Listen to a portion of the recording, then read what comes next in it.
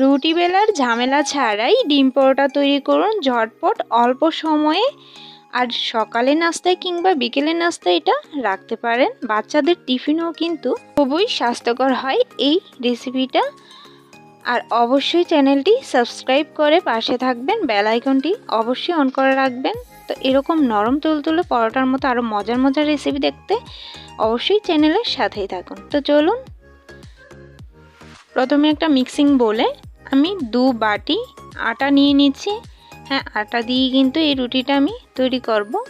আর এখানে 1 চামচ দিয়ে দিচ্ছি লবণ, 1 চামচ দিয়ে দিচ্ছি চিনি। অবশ্যই চিনিটা দিতে হবে এখানে, তাহলে স্বাদটা বেশি ভালো আসবে। আর 1 চামচ গুঁড়ো দুধ দিয়ে দিচ্ছি। হাতের কাছে গুঁড়ো দুধ না থাকলে না দিলেও চলবে। আর এবার আমি লিকুইড একটা রুটির মিশ্রণ তৈরি করে নিব। তার জন্য এখানে আমি প্রথমেই অল্প অল্প করে নর্মাল জল দিয়ে এই ডোটা তৈরি করে নিচ্ছি। আর হ্যান্ড বিটার দিয়ে ভালো করে মিক্স করে নিচ্ছি, যেন কোনো গোটা ভাব না থাকে, একদম পুরো মিক্স হয়ে যায়। তো অল্প অল্প করে জল দিয়ে এভাবে পুরোটা মিক্স করে নিলাম। আর এরকম একটা স্মুথ মিশ্রণ তৈরি হয়েছে, দেখেই বুঝতে পারছেন। একদম পাতলা করে কিন্তু আমি মিশ্রণটা তৈরি করেছি। পাতলা করতে গিয়ে আবার বেশি পাতলা যেন না হয়, এরকমভাবে একটা মিশ্রণ তৈরি করে নিয়েছি। আর এইদিকে মিক্সিং বোলে আমি 2টো ডিম ফেটিয়ে নিলাম। আর এর সাথে আমি সামান্য একটু লবণ দিয়ে দিচ্ছি। অবশ্যই লবণটা কিন্তু পরিমাণ মতো দিবেন, লবণ বেশি হলে কিন্তু একটুও ভালো লাগবে না। আর এখানে ধনেপাতা কুচি আমি দিয়ে দিলাম কাঁচামরিচ কুচি, আর একটা পেঁয়াজ কুচি দিয়েছি। একদম মিডিয়াম সাইজের মিহি করে কিন্তু পেঁয়াজটাকে আমি কুচি করে নিয়েছি। এবার সবগুলো মিশ্রণ খুব ভালো করে মিক্স করে নিলাম। ভালো করে ডিমটাকে ফেটিয়ে নেওয়া হলে এখানে আমি সামান্য একটু ধনিয়ার গুঁড়ো আর সামান্য একটু হলুদের গুঁড়ো দিয়ে এবার ভালো করে মিক্স করে নিচ্ছি। ভালো করে মিক্স করা হয়ে গেছে। এবার আমি প্যানটা আগে থেকে একটু সামান্য গরম করে নিয়েছি আর এখানে তেল ব্রাশ করে নিয়েছি। অবশ্যই প্রথমে রুটিটা যখন এভাবে ছাড়তে যাবেন তখন কিন্তু মিডিয়াম থেকে লো হিটে এই কাজটা করতে হবে, নাহলে কিন্তু রুটিটা তাড়াতাড়ি টেনে আসবে।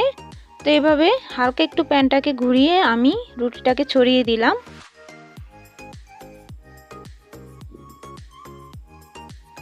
আর দেখবেন এরকম একটু যখন টেনে আসবে, উপরের ভাগটা একটু শুকিয়ে যাবে, তখন আমি এখানে ডিমের মিশ্রণ থেকে কিছুটা মিশ্রণ উপরে দিয়ে দিলাম। আর এভাবে চামচের সাহায্যে পুরোটা ছড়িয়ে দিচ্ছি। তো এখানে ডিমটা আপনারা উপরে বাড়িয়ে বা কমিয়ে ইচ্ছে মতো দিতে পারবেন। তো এখানে আমি অল্প একটু ডিমের মিশ্রণ দিয়ে এভাবে ছড়িয়ে তারপর উল্টিয়ে দিলাম।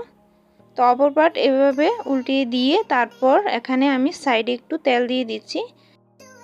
তেল দেওয়া হলে এবার আমি এভাবে কিছুক্ষণ উল্টে পাল্টে ভেজে নিব, হালকা একটু লাল করে ভেজে নিব।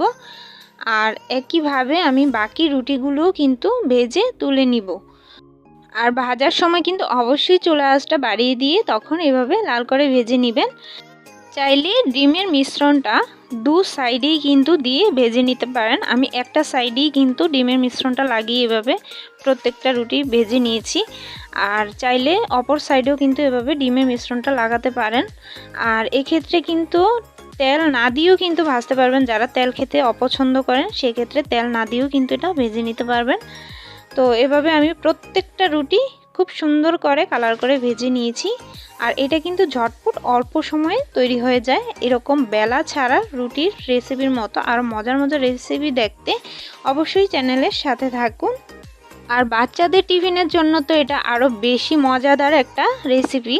তো এভাবে যদি কখনো না ট্রাই করে থাকেন তাহলে কিন্তু অবশ্যই একবার ট্রাই করে দেখবেন, দারুণ মজার হয় খেতে। আর চ্যানেলে নতুন হয়ে থাকলে অবশ্যই চ্যানেলটি সাবস্ক্রাইব করে পাশে থাকবেন।